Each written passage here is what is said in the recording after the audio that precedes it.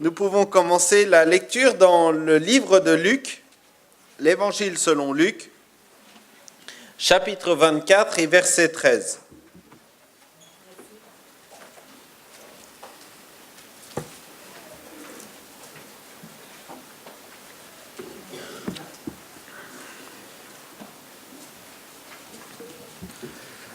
Luc, chapitre 24, verset 13.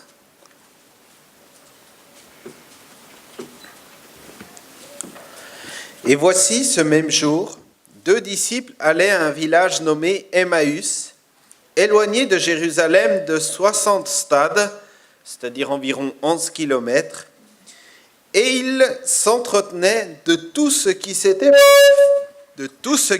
passé. Pendant qu'ils parlaient et discutaient, Jésus s'approcha et fit route avec eux. Mais leurs yeux étaient empêchés de le reconnaître. Il leur dit : « De quoi vous entretenez-vous en marchant ?» Et ils s'arrêtèrent, l'air attristé. L'un d'eux, nommé Cléopas, lui répondit : « Es-tu le seul qui séjourne à Jérusalem, ne sache pas ce qui est arrivé ces jours-ci ? » « Quoi ? Leur dit-il. Et ils lui répondirent : « Ce qui est arrivé au sujet de Jésus de Nazareth, qui était un prophète puissant en œuvre et en parole devant Dieu et devant tout le peuple, et comment les principaux sacrificateurs et nos magistrats l'ont livré pour le faire condamner à mort et l'ont crucifié. Nous espérions que ce serait lui qui délivrerait Israël. Mais avec tout cela, voici le 3e jour que ces choses se sont passées. Il est vrai que quelques femmes d'entre nous nous ont fort étonnés. S'étant rendues de grand matin au sépulcre et n'ayant pas trouvé son corps, elles sont venues dire que des anges leur sont apparus et ont annoncé qu'il était vivant. Quelques-uns de ceux qui étaient avec nous sont allés au sépulcre et ils ont trouvé les choses comme les femmes l'avaient dit. Mais lui, ils ne l'ont point vu. Alors Jésus leur dit : « Ô hommes sans intelligence, et dont le cœur est lent à croire tout ce qu'ont dit les prophètes, ne fallait-il pas que le Christ souffre ces choses et qu'il entre dans sa gloire ? Et commençant par Moïse et par tous les prophètes, il leur expliqua dans toutes les Écritures ce qui le concernait. Lorsqu'ils furent près du village où il allait, il leur parut vouloir aller plus loin. Mais ils le pressèrent en disant : « Reste avec nous, car le soir approche, le jour est sur son déclin. » Et il entra pour rester avec eux. Pendant qu'il était à table avec eux, il prit le pain et après avoir rendu grâce, il le rompit et le leur donna. Alors leurs yeux s'ouvrirent et ils le reconnurent. Mais il disparut de devant eux. Et ils se dirent l'un à l'autre : « Notre cœur ne brûlait-il pas au-dedans de nous lorsque nous parlions en chemin et qu'il nous expliquait les Écritures ?» Se levant à l'heure même, ils retournèrent à Jérusalem et ils trouvèrent les 11 et ceux qui étaient avec eux assemblés, en disant : « Le Seigneur est réellement ressuscité et il est apparu à Simon. » Et ils racontèrent ce qui leur était arrivé en chemin et comment il les avait reconnus. Il l'avait reconnu au moment où il rompit le pain. Quelle belle histoire! Que l'histoire de ces 2 hommes, dont on n'a pas forcément connaissance au préalable, on sait que c'était des proches de Jésus, mais c'est des hommes qui vont découvrir que le Maître n'est pas parti, le Maître ne les a pas abandonnés, mais il est toujours là, à leur côté, et il est toujours là pour les soutenir. Bien sûr, ils passent par un temps de grande difficulté. Celui en qui ils avaient placé leur espérance, Jésus, qui était annoncé comme le Messie, le Sauveur, le voilà qui a été conduit à la mort, à la croix, et livré ainsi à la colère du peuple. Ce Jésus en qui ils avaient eu confiance grâce aux miracles, aux prodiges et à l'enseignement qu'il annonçait, ce Jésus les a, entre guillemets, trahis parce qu'il les a du moins abandonnés. Et face à cette réalité qui est la leur, on les voit là languissants, se dirigeant vers ce lieu Emmaüs. Qu'allaient-ils faire? Le texte ne le dit pas. Mais en tout cas, ils sont dans ce cheminement difficile, ce cheminement plein de doutes et d'inquiétudes, ce cheminement qui peut être comparable au nôtre, tant il peut y avoir d'épreuves et de difficultés dans notre vie. Et ça n'est pas parce que nous avons connu un jour l'espérance, le miracle, l'action de Jésus pour nous, que pour autant, tous les jours qui vont suivre seront faciles, seront sans la douleur, sans les difficultés de la marche. Et on les retrouve ainsi, marchant. Et puis voilà que cet homme les rejoint. Bien sûr, ils ne l'ont pas reconnu. Physiquement, il n'était plus le même. Et le texte, là, nous dit qu'il ne leur a pas été permis de le reconnaître à cet instant-là. Il fallait qu'il se passe quelque chose dans le cœur, un temps de démarche. Et ils vont lui raconter ce qui s'est passé à Jérusalem et Jésus va être attentif à la fois à l'histoire, mais plus que l'histoire, à la tristesse de ces hommes par rapport à cette histoire. Lorsque nous parlons nous-mêmes au Seigneur dans la prière, dans l'expression de ce qui nous bouleverse, il est plus nécessaire de parler de ce que ça produit en nous que du fait en soi. Car le fait en soi, le Seigneur le connaît déjà. Mais là où il va pouvoir répondre, apaiser notre cœur, c'est bien sûr sur ce que cela produit en nous. Sur l'écho que cela produit. Si ça nous apporte de la tristesse, alors il est capable de changer notre tristesse en joie. Si ça nous apporte du découragement, il est capable de fortifier notre foi. Et sur ces faits, ils vont lui parler du moins de ce qui les tracasse au plus profond. Et c'est sur cette action, voyant ce qui dégageait là de cette conversation, que Jésus va pouvoir répondre. On a lu au verset 25, « Homme sans intelligence, ô homme sans intelligence, et dont le cœur est lent à croire tout ce qu'ont dit les prophètes. » C'est quand même un peu brutal comme réponse de la part de Jésus. Homme sans intelligence. Imaginez-vous vous-même parler de ce qui vous attriste, vous tracasse, là, exprimer, et puis avoir la réponse de Dieu, là, homme sans intelligence. Moi, je me sentirais un peu vexé. Ça n'a pas forcément été le cas parce qu'ils ont compris le sens de ce que Jésus est en train de leur apporter. On a ce passage-là également où les disciples sont confrontés à ce peuple qui a faim, et ils avaient déjà vu la multiplication des pains, et ils viennent vers Jésus demandant à ce qu'il fasse un miracle, et Jésus leur dit, « Pourquoi raisonnez-vous? Est-ce que vous êtes encore sans intelligence? Et vous avez des oreilles et vous n'entendez pas. » Il y a cette même réflexion de la part du Maître. Et puis on retrouve même un peu plus loin, dans Marc 16, où il est apparu au 11, et là il leur reprocha leur incrédulité et la dureté de leur cœur parce qu'ils n'avaient pas cru en celui qu'il avait vu ressusciter. C'est même après ce passage. Ils n'ont pas cru tout de suite. Ils n'ont pas cru les femmes qui avaient annoncé la résurrection. Ils n'ont pas cru tout de suite parce que c'était pas une évidence.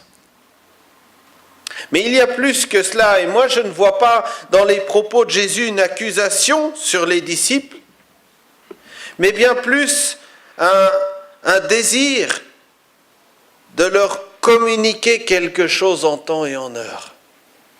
L'attitude du pédagogue, de celui qui enseigne avec exactitude, et qui ne va pas dire à celui qui n'a pas compris, « bah t'as pas compris, t'es un bon à rien, retourne d'où tu viens », mais qui va lui dire, « Tu n'as pas compris, c'est vrai que tu aurais déjà dû comprendre, mais je vais te réexpliquer. Je vais retravailler avec toi. Je vais à nouveau te présenter les choses. Je vais à nouveau fortifier ta foi. » Et Jésus ne les rejette pas. Jésus ne les rejette pas. Jésus les invite à persévérer tout à nouveau. Et heureusement que de la part du Maître à notre égard, il peut nous dire, oui, tu n'as pas encore compris, réalisé tout cela, mais viens, je vais t'expliquer, je vais te montrer, je vais t'instruire. C'est l'invitation de Dieu à l'égard de chacun. Jésus se met à notre niveau pour progressivement nous élever avec lui. C'est lui à notre niveau dans cette marche. C'est lui qui s'est fait simple homme, serviteur, pour venir au contact de l'humanité perdue que nous étions. C'est lui qui a revêtu cet habit pour pouvoir vivre notre humanité et compatir à nos difficultés. Mais pour ne pas nous laisser dans cette médiocrité humaine, mais bien plus pour nous élever avec lui progressivement, nous communiquer le Saint-Esprit, faire résonner dans notre cœur le plan du salut, manifester son alliance merveilleuse d'amour. Tout cela, c'est l'œuvre de Jésus. Et dans ces propos de Jésus, bien sûr, il y a un petit reproche, mais avec le désir d'instruire, d'édifier. L'apôtre Paul, l'auteur aux Hébreux utilise ce même reproche et il dit dans Hébreux 11, « Nous avons des choses difficiles à expliquer, mais vous êtes devenus lents à comprendre. » Ça peut arriver, lents à comprendre. Lents à comprendre. Et oui, il y a des choses merveilleuses dans la parole qu'il nous faut méditer pour s'en imprégner, pour les comprendre, bien sûr avec la tête, mais plus encore avec notre cœur. Et cela nécessite du temps, mais cela nécessite aussi de justement parler au Seigneur de ce que nous n'avons pas compris, le laisser interpeller notre vie en profondeur, pour que cette parole devienne vie et produise la vie en nous. Si c'était de la théorie que Jésus avait voulu, bien il aurait inscrit ses disciples à l'école biblique du Maître. Il aurait siégé et puis donné l'instruction comme ça. Mais ça n'est pas ainsi. J'ai absolument rien contre l'école biblique. Ne tordez pas mon propos. C'est très bien et c'est très important. Mais l'école biblique, d'ailleurs, la plupart fonctionnent comme ça, n'inculque pas uniquement un enseignement théorique, mais conduit à vivre en pratique. Et Jésus a voulu communiquer à ses disciples cette dimension. Et là, vous êtes devenus lents à comprendre. Mais c'est triste pour cette Église. Qu'est-ce qui s'est passé dans la marche de ses frères et sœurs pour qu'ils soient devenus lents à comprendre? Nous avons tellement de choses merveilleuses à découvrir auprès du Seigneur. On va avancer un petit peu.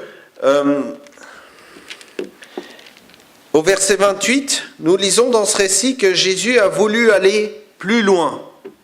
Jésus a voulu continuer après ce reproche qu'il fait aux disciples. Ça paraît particulier. La conversation était intéressante quand même. Elle commençait à porter un certain fruit. Il avait su titiller leur cœur sur ce qui les dérangeait. Mais Jésus veut aller plus loin. Et en cela, nous voyons que les disciples ont répondu de la bonne manière. C'est eux qui, à ce moment-là, ont invité Jésus à rester, à s'associer avec eux, à continuer cette conversation. Il y a cette autre situation où je l'ai marqué là dans Marc, où les disciples galèrent au milieu de la mer, sont dans la difficulté par rapport à la tempête, et Jésus marche sur l'eau, mais il marche pour aller devant, voulant les dépasser. Et là aussi, c'est c'est les disciples du moins, qui demandent à Jésus de s'arrêter et de les secourir. Et ça nous parle, moi ça me parle parce que l'œuvre de Dieu, elle continue quoi qu'il en coûte. Jésus fait son œuvre, Jésus sauve, Jésus construit son Église, avec ou sans nous. Il se propose, le salut se propose, il a encore été fait ce matin, libre à chacun d'y répondre. Mais si le salut se propose, Christ ne l'impose jamais. Et c'est à nous, à un moment donné, de dire, non, non, Christ, ne va pas plus loin, reste ici, reste avec moi, viens chez moi, partage quelque chose de plus. Heureusement que ces deux compagnons l'ont fait quand même. Sinon, ils auraient eu l'expérience d'avoir leur cœur qui était réchauffé par les paroles de cet inconnu, mais ils n'auraient pas eu la révélation de qui il était. Et la tristesse aurait continué à gagner leur cœur. Ils ont invité Jésus. Avec ou sans nous, Jésus va revenir. Avec ou sans nous, Jésus continue de sauver. Il change les vies. Mais c'est à chacun de le désirer pour lui-même et de saisir l'occasion qui lui est donnée. De dire, oui Jésus, viens habiter en moi. Et au moment où il les reçoit, au moment où il partage la table avec eux, pas la scène parce qu'il n'y a pas le vin, mais c'est une image quand même de l'intimité dans toutes les cultures. Lorsqu'il y a le repas, la communion autour d'un repas, eh bien c'est une marque de l'amitié qui grandit, d'une relation qui s'installe. Et donc ils partagent le repas, et à ce moment-là, au moment où ils rendent grâce, où ils rompent le pain, alors il nous est dit, au verset 31, leurs yeux s'ouvrirent et ils le reconnurent. On lit également à peu près le même récit, justement, de cette femme qui est allée au sépulcre voir Jésus dans Jean 20, et il lui dit, « Femme, pourquoi pleures-tu » Elle lui répondit, « Parce qu'ils ont enlevé mon Seigneur et je ne sais où ils l'ont mis. » En disant cela, elle se retourna et elle vit Jésus debout, mais elle ne savait pas que c'était Jésus. Jésus lui dit, « Femme, pourquoi pleures-tu ? Qui cherches-tu » Elle, pensant que c'était le jardinier, lui dit, « Seigneur, si c'est toi qui l'as emporté, dis-moi où tu l'as mis et je le prendrai. » Jésus lui dit, « Marie !» Elle se retourna et lui dit en hébreu, « Rabouni », c'est-à-dire maître. Voyez, là encore, on voit le degré de conversation, le degré d'intimité qui grandit, la réflexion qui s'élève de Marie, qui va comprendre progressivement, et lorsque Christ se révèle, tout va être bouleversé en un instant. Là où il y avait la tristesse, mais instantanément la joie reprend, et on le sait, elle a couru annoncer cela aux autres disciples qui n'ont pas voulu recevoir son témoignage. Mais toutefois, pour elle, c'était une certitude. « Rabouni, maître, mais c'est toi, tu es ici. Tu n'es pas le jardinier, tu es bien plus que cela. Je reconnais ta personne, je reconnais ton œuvre. » Et là, instantanément, lorsque leurs yeux s'ouvrirent et qu'ils le reconnaissent, mais ça change complètement la situation. Mon frère, ma sœur, combien de fois dans notre vie n'avons-nous pas reconnu l'action de Christ, la voix de Dieu, la direction? Et bien souvent, c'est même après, lorsque nous sommes convertis, que nous réalisons combien Dieu nous connaissait et nous a donné des rendez-vous depuis notre naissance. Veillé sur nous, révélé par le témoignage d'un tel, cherché par le témoignage d'un autre. Et même en tant que chrétiens, nous passons bien souvent à côté de la voix du Maître, qui des fois ne se manifeste pas comme nous aurions imaginé qu'il se manifeste. Jamais Marie imaginait que le jardinier qu'elle voyait, c'était Jésus. Elle va même l'accuser d'avoir volé le corps. Bon, Jésus devait rire en lui-même quand même, Et il va lui dire, « Marie, voilà, il y a plus là, je me révèle à toi. » Jésus veut se révéler, Jésus veut parler à notre cœur de différentes manières, mais il veut que notre oreille soit attentive, que nous puissions réfléchir, comprendre la voix de Dieu. C'est ce passage que j'avais placé avant, juste là. Le Seigneur l'Éternel m'a donné une langue exercée pour que je sache soutenir par la parole celui qui est abattu. Il éveille chaque matin, il éveille mon oreille pour que j'écoute comme écoute un disciple. Le Seigneur m'a ouvert l'oreille et je n'ai point résisté, je ne me suis point retiré en arrière. Chaque matin comme écoute un disciple. Et la dimension du disciple, c'est celui qui reconnaît l'autorité du maître. C'est celui qui est soumis à la voix de son maître et qui désire cette voix impatiemment, ardemment. C'est celui qui va retenir ce qui est donné. On se souvient de Jacob qui va lutter pour que l'ange ne le quitte pas sans qu'il ne l'ait béni. Cette lutte va durer toute la nuit, cette lutte va être acharnée, il va emporter la marque dans sa chair, mais il va finir par être béni et par devenir Israël, celui qui lutte avec Dieu, celui qui lutte pour retenir cette grâce. Lutter pour demeurer dans les voies du Maître.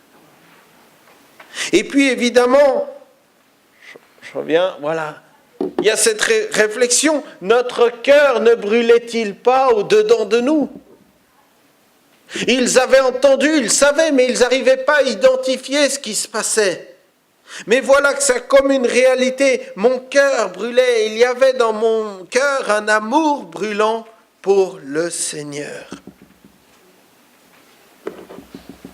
Dans Jérémie, nous est dit, si je dis je ne ferai pas plus mention de lui, je ne parlerai plus en son nom, il y a dans mon cœur comme un feu dévorant qui est renfermé dans mes os, je m'efforce de le contenir, je ne le puis. L'action de Dieu dans une vie, c'est un feu qu'il dépose dans le cœur.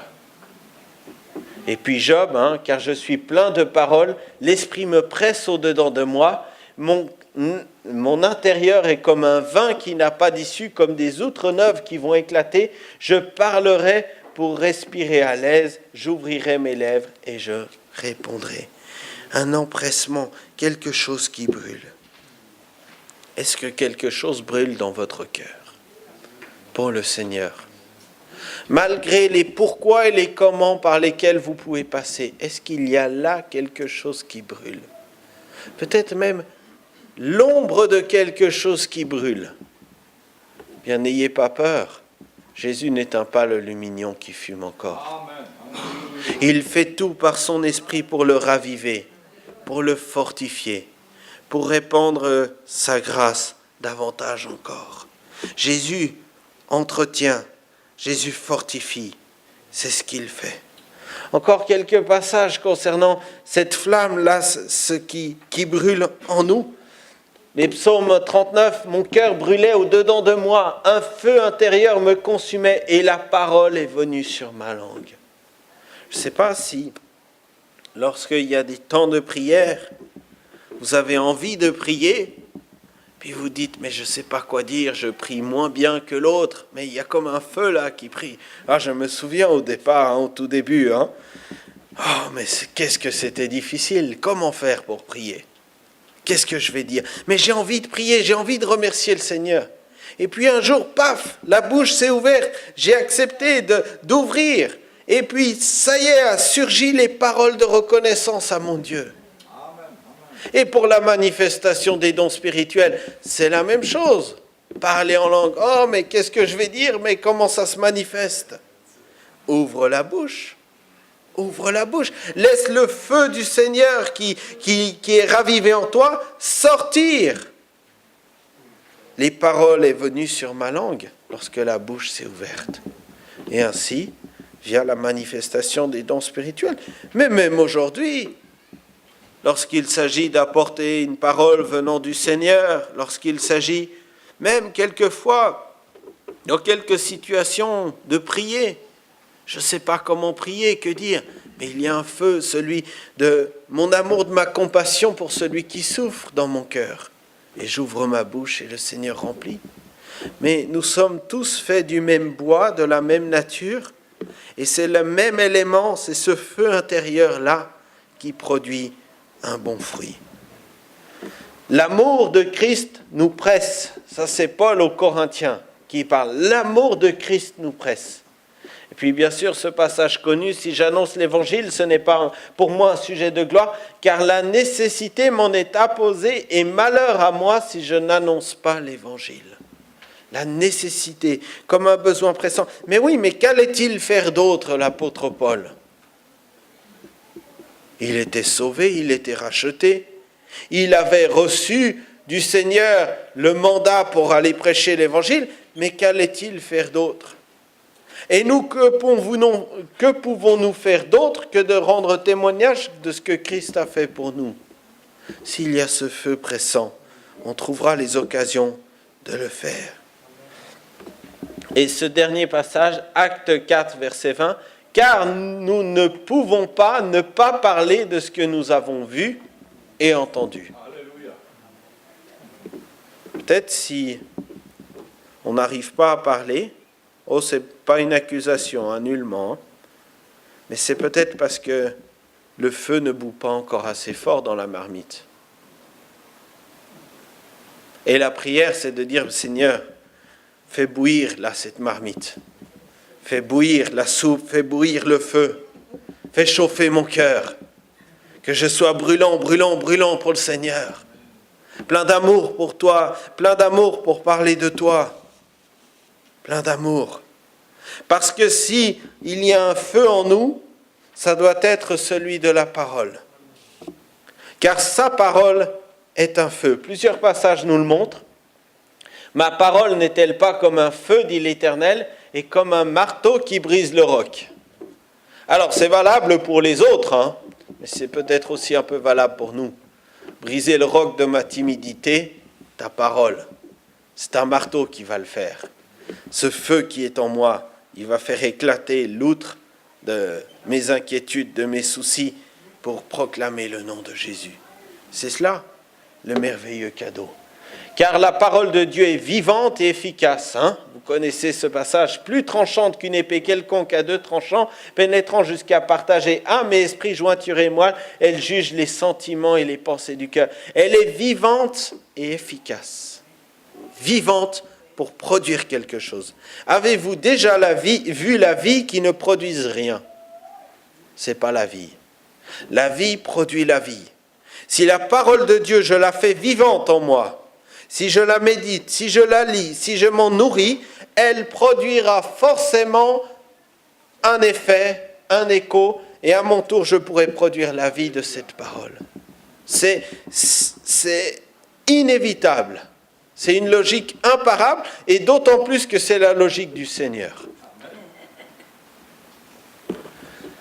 C'est l'esprit qui vivifie, la chair ne sert de rien, les paroles que je vous ai dites sont esprit et vie. Voyez encore, elles produisent la vie par son esprit, elles sont spirituelles, elles portent un écho, une incidence, une portée spirituelle.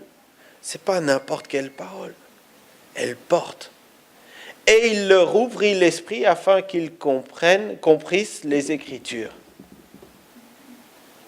Il a fallu qu'il y ait cette action de la révélation de Christ dans la vie des disciples comme dans chacune de nos vies, pour que justement ces paroles qui brûlent dans notre cœur deviennent une réalité.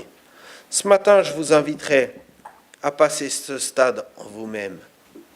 Que la parole qui peut-être vous fait du bien, vous venez peut-être à l'église parce que vous sentez que ça vous apporte un bien-être, mais que ce soit plus que cela, que ce soit vraiment la rencontre, la révélation de Jésus-Christ, de son action, de son amour pour vous.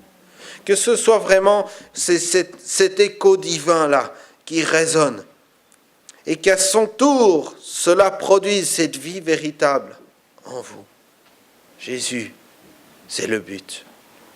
La situation a complètement changé pour ses disciples, à tel point que nous lisons que la nuit commençait d'arriver, mais ils n'ont pas regardé à la nuit qui arrivait, ils ont fait le chemin en retour jusqu'à Jérusalem pour annoncer cette bonne nouvelle. 11 kilomètres en retour pendant la nuit. Mais quel feu, mais quelle zèle! Eux qui devaient marcher un peu comme ça, là, doucement, doucement, on va parce qu'on doit y aller. Ils vont même s'arrêter à un moment donné. Et là, ils sont retournés avec empressement. Mais d'où leur vient cette force? D'où leur vient cette capacité de repartir d'autant plus de l'avant? Et cela en un instant, quelques paroles, en un petit repas avec le Seigneur. C'est justement avec le Seigneur, en face à face avec Jésus, que l'impulsion leur a été donnée. Ne négligeons pas ces face à face, ces rendez-vous que le Seigneur nous donne. Parce que sinon, progressivement, notre marche va devenir pesante, nos pieds vont traîner, nos difficultés vont s'alourdir, notre fardeau ne va pas devenir doux et léger, mais va se charger, et nous serons désemparés. Mais Jésus nous invite à revenir au face-à-face pour repartir avec d'autant plus de force. En conclusion, je citerai ce passage de Jérémie 29, car je connais les projets que j'ai formés sur vous, dit l'Éternel, projets de paix et non de malheur, afin de vous donner un avenir et de l'espérance. Vous m'invoquerez et vous partirez. Vous me prierez, je vous exaucerai. Vous me chercherez, vous me trouverez, si vous me cherchez de tout votre cœur. Je me laisserai trouver par vous, dit l'Éternel, et je ramènerai vos captifs. Je vous rassemblerai de toutes les nations et de tous les lieux où je vous ai chassés, dit l'Éternel. Je vous ramènerai dans le lieu d'où je vous ai fait aller en captivité. Merci. Merci pour ta rencontre de ces compagnons. Merci parce que tu ne les as pas laissés dans leur aveuglement, leur découragement. Mais tu es venu encore une fois parler à leur cœur avec amour, réchauffer leur cœur, réchauffer leur vie et finir par te révéler complètement. Merci parce qu'en quelques instants, leur état d'esprit a complètement été bouleversé. Nous voyons et nous entendons des hommes, des femmes qui sont dans une déprime tellement grande qu'ils sont prêts à mettre fin à leur jour, voyant en cela la seule solution pour eux. Seigneur, il y a peut-être même des gens qui ont cette réflexion au milieu de nous ce matin. Mais Seigneur, je sais que s'ils te rencontrent personnellement, en un instant, tu es capable de bouleverser ses pensées et d'apporter la vie où la mort frappe, d'apporter non pas la pensée positive, mais une vie transformée, là où il y a l'inquiétude, le doute, le découragement. Seigneur, je veux te prier dans ce domaine, parce que tu es celui qui appelle, celui qui mandate, celui qui frappe à l'écho du cœur, celui qui se laisse trouver par celui qui te cherche. Tu vas continuer de passer, continuer par ton évangile à aller plus loin. Mais peut-être tu désires ce matin qu'il y ait quelqu'un qui te laisse entrer dans sa vie, dans son cœur, pour partager cette joie que tu as prévue pour lui. Alors, Seigneur, je veux te prier que le cœur de celui que tu interpelles puisse dire oui, Seigneur. Ô Jésus, entre, soupe, change sa vie et son cœur. Seigneur, nous ne pouvons pas le faire, nous. Nous sommes devant l'incapacité de certaines situations qui nous dépassent complètement. Et nous savons qu'à toi, rien n'est impossible. Alors nous voulons te présenter ces bien-aimés, prier, comme nous l'avons dit, invoquer ton nom, afin de les voir partir, et afin que nous aussi nous puissions partir à ta suite, être exaucés par ton nom merveilleux. Cherchez, vous me trouverez. Ô Seigneur, nous voulons chercher ta présence et trouver en toi la puissance d'aller encore de l'avant. Merci Seigneur pour le témoignage laissé par ses compagnons. Bénis mes frères et sœurs. Amen.